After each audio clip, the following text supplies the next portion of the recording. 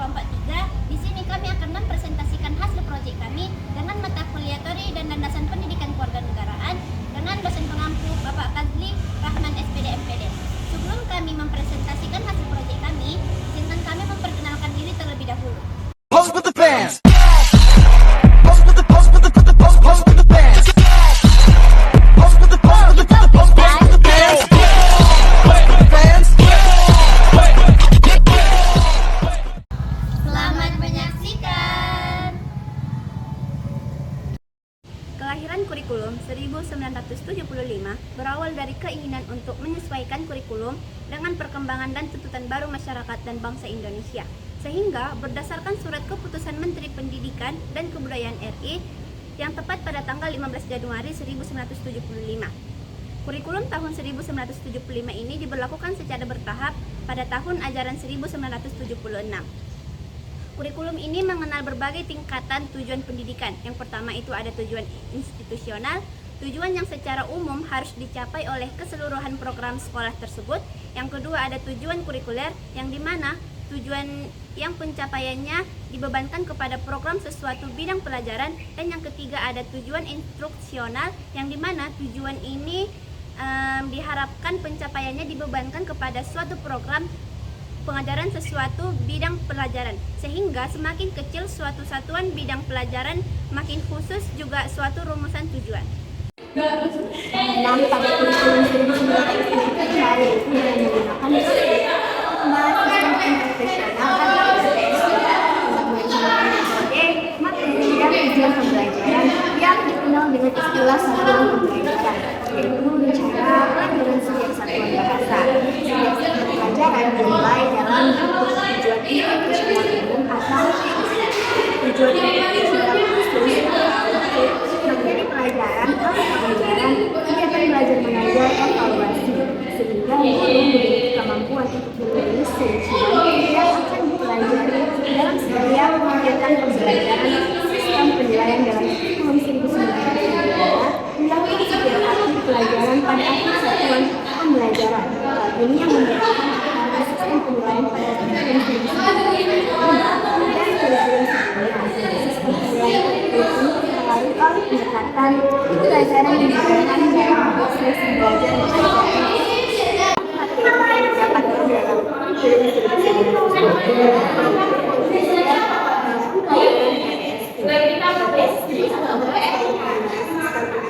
yang digunakan sebagai metode penyampaian dalam rangka kurikulum 1975.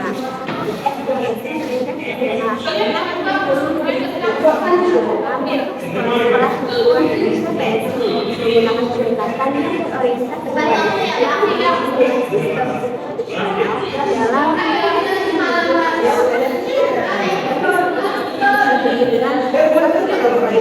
dalam tujuan yang sama, yaitu sistem pelajaran menunjukkan antara lain yaitu materi, metode, alat, evaluasi, dan semuanya sama. Nah, yang lainnya mencapai tujuan pembelajaran. Dalam kurikulum 1975, media pembelajaran memainkan peran penting dalam mendukung pencapaian tujuan institusional yang telah ditetapkan secara sistematis melalui prosedur pengembangan sistem instruksional atau PPSI. Pemilihan dan penggunaan media didasarkan pada prinsip efektivitas, efisien, dan kesesuaian dengan tujuan pembelajaran.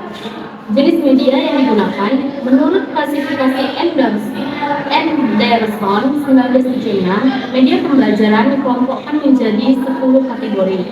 Yang pertama, media audio seperti kaset audio, siaran radio, dan CD.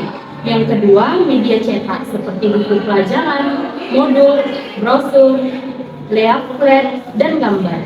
Yang ketiga, media audio cetak seperti kaset audio yang dilengkapi bahan tertulis. Yang keempat, proyeksi visual diam seperti overhead transparansi atau OHT dan film bingkai atau slide. Yang kelima, proyeksi audio visual diam seperti film bingkai atau slide bersuara. Yang keenam, visual gerak seperti film bisik. Yang ketujuh, audio visual gerak seperti film gerak bersuara. video, atau VCD dan televisi. Yang kedelapan, objek fisik seperti benda nyata, model, spesimen. Yang kesembilan, manusia dan lingkungan seperti guru, pustakawan, dan laboratorium. Yang kesepuluh, komputer seperti pembelajaran berbantuan komputer atau CAI dan pembelajaran berbasis komputer atau CBI. Proses pembelajaran dalam kurikulum 1975 berorientasi pada pencapaian tujuan yang spesifik dan terukur.